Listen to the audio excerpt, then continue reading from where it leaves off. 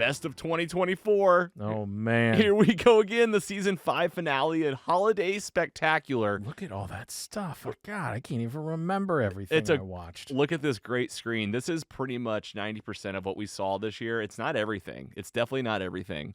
And we want to add more. So with our Best of 2024 episode, we just try to get through what was our favorite thing, what made it to the top, what was the top series, movie, maybe our best concert, and maybe our best comic book. Like, we're just going to try to mix it up and keep those best things coming forward, and we always bring in our fans.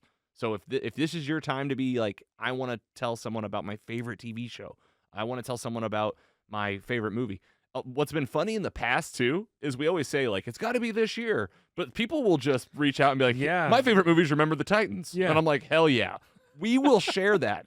Blade 2, man. I don't care. You know, it's best of, so it's like whatever is a best of. What did you newly consume this year? That's what it is. It's a 1-year that retro. left an impression on you. Yes. Are you excited? I mean, just shouting out some of the stuff, dude. I can't even, like... Roadhouse, Madam Web. Roadhouse. Oh, Roadhouse. The Wild Robot. The Wild Robot. It was so good. Godzilla vs. Kong, Wicked, Twisters, The Acolyte, The Penguin. Mr. and Mrs. Smith. X-Men 97. That was so good. All of X-Men 97. 97. Deadpool and Wolverine.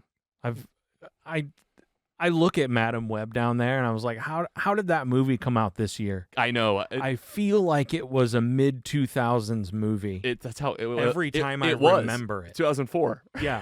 Or whatever year it was. Every time I remember it. Ghostbusters Frozen Empire. The Boys Season 4 was this year. Fallout was this year. A Quiet Place Day 1 was excellent. Yeah.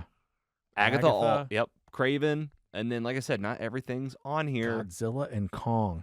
God, there's so much stuff. I know. This was a fun slide to make. We're sharing it on Spotify and YouTube. Tell us what your best stuff is and watch for this episode before the end of the year. As always, we'll wrap up our Season 5 and do our best stuff before we start off Season 6 in 2025. And don't even get me started on next year.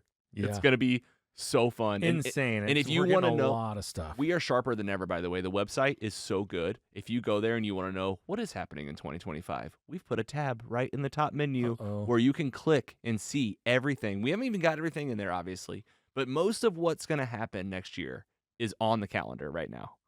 Go check it out. It's going to be a really fun year. We got like 4 Marvel things, at least 5 or 6 maybe, actually, with all the TV shows.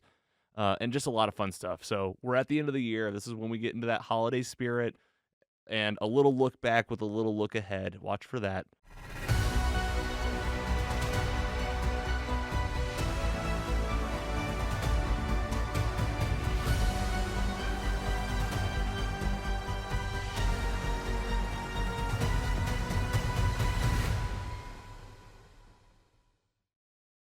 Mostly Superheroes is proud to be funded in part by our sponsors. Mostly Superheroes is funded in part by paying patrons who receive early, ad-free, and exclusive episodes. Subscribe at mostlysuperheroes.com/support. Thank you for supporting your favorite independent podcast. Mostly Superheroes is an independent podcast owned and operated by Carrogan Ventures in St. Louis, Missouri.